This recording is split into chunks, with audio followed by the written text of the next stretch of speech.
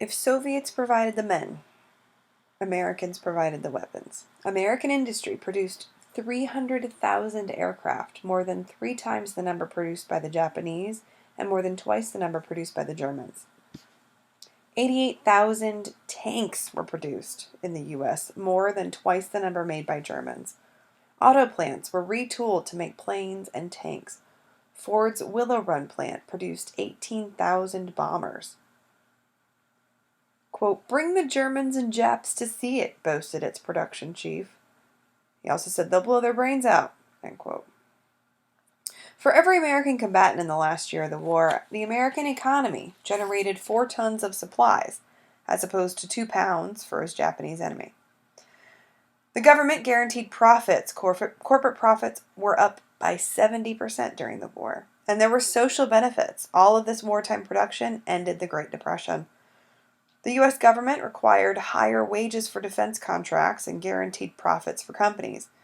The average weekly earnings rose by 27% from 1941 to 1945, even when adjusted for inflation. 10 million new workers entered the workforce, including 6 million women. Because there was so little to buy, much of these wages went into war bonds, providing a reserve for post-war growth, which we'll see next week, actually. War also reorganized work in lasting ways. Labor was a big problem for the U.S. during World War II. The federal government had to force or draft American men to fight the war. Despite the stories we tell about the Greatest Generation, twice as many U.S. soldiers were draftees as volunteers. 10 million were drafted versus 5.5 million volunteers. So were most soldiers worldwide, which makes sense because very few people actually relish combat and want to fight. Feds had to ask Mexican men to volunteer to work on U.S. farms and railroads. 120,000 Mexican men volunteered in the so-called Bracero program from 1942 to 1964.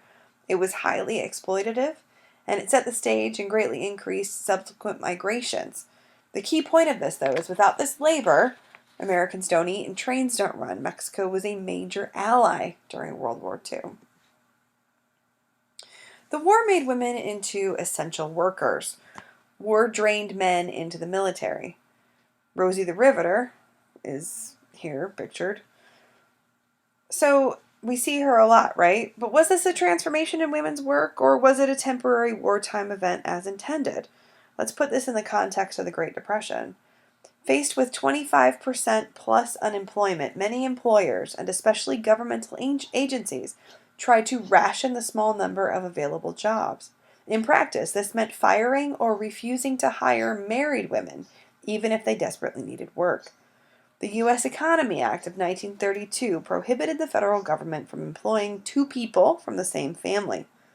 More than half the states also passed laws explicitly prohibiting or limiting hiring married women. Stephanie Kuntz says that by 1940, more than 3/4 of the school systems in the U.S. refused to hire married women as teachers. Again, was this a transformation in women's work, or was it a temporary wartime event as intended? Let's do some comparisons of women in the pre-war and wartime economy. In 1940, 30% of women worked for wages. In 1944, 37% of women worked for wages. So from 30 to 37, there's some change there. But which women worked? In 1940, 15% of the women who worked were married with a husband present in the household. In 1944, 19% of women who worked were married with a husband present. So very little change there. In 1940, 9% of the total workforce were women with children. In 1944, 12% of the total workforce were women with children. So not much change for those second 2. The 1942 Lanham Act required child care for working mothers with young children, but historians have found this child care was rarely used. Most World War II women workers were young, single women, or single mothers or widows, women who had to work. The same women who had always worked for wages, black women, poor women, kept working. Generally, married women simply did not work before or during World War II. The federal government had to convince American women to work outside the home.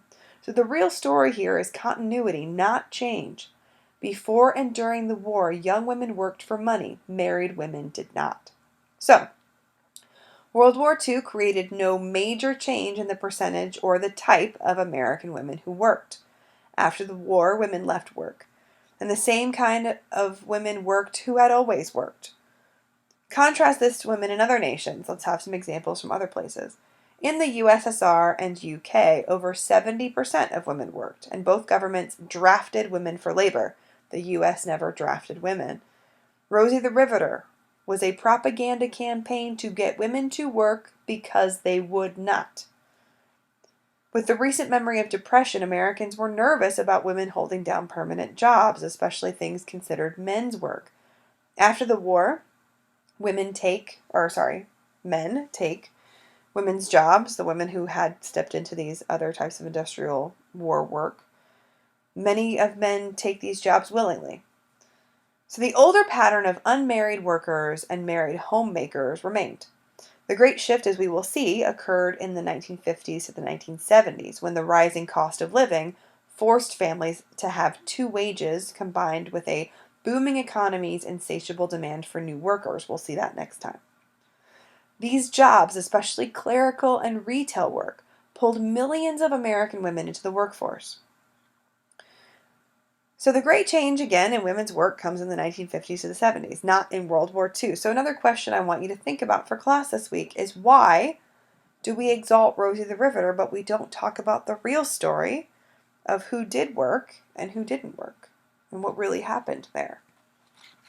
The last major thing I want to talk about this week is the GI Bill of 1944 specifically. The GI Bill, passed in 1944, kept the growth going by offering returning veterans higher education, vocational training, and low-interest mortgages and business loans. Roughly 6 million veterans attended college or vocational school through the GI Bill. The shadow of World War I was reflected here, and the Four Freedoms. Remember that bonus army during the Great Depression? Don't want that again. In a fireside chat in July 1943, FDR said, quote, "Veterans must not be demobilized into an environment of inflation and unemployment, to a place on a bread line or on a corner selling apples. We must this time have plans ready," end quote. So the World War II comes with benefits, but also costs. Many companies found it hard to stop making weapons after the war. They lobbied desperately for continued production. Thus began what a later president would call a military-industrial complex, in which the American economy depended on defense spending. Social benefits taught Americans that wars brought more prosperity than pain, something that would encourage Americans to consider military solutions to their problems much more readily than they did in the past. The tension with the Soviets over sacrifices and timing and post-war security, and the question of how to rebuild Europe, would create lasting issues.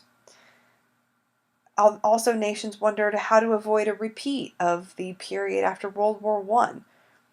Rebuilding Japan and Germany might simply arm them again, but also strict punishment, as we saw after World War I, created intense resentment in places like Germany and Japan. How would we punish nations who were on the wrong side of the war? All of these were questions that would be taken up after the war's end, and you will read mostly about those in Give Me Liberty. All right. So that's the end of the lecture videos for this week. Please remember to take the online quiz before coming to class on Tuesday for our 2 p.m. meeting. I also want to point you to a video, well, it's audio, from a talk given by Eva Schloss. She was, or is, an Austrian woman who was a Holocaust survivor. The talk is edited down to about 13 minutes and change. There's audio only, no video. So take a listen to that. I know I only briefly touched on the Holocaust, so Schloss talks about some of her experiences, and you might want to listen to that to get some more details.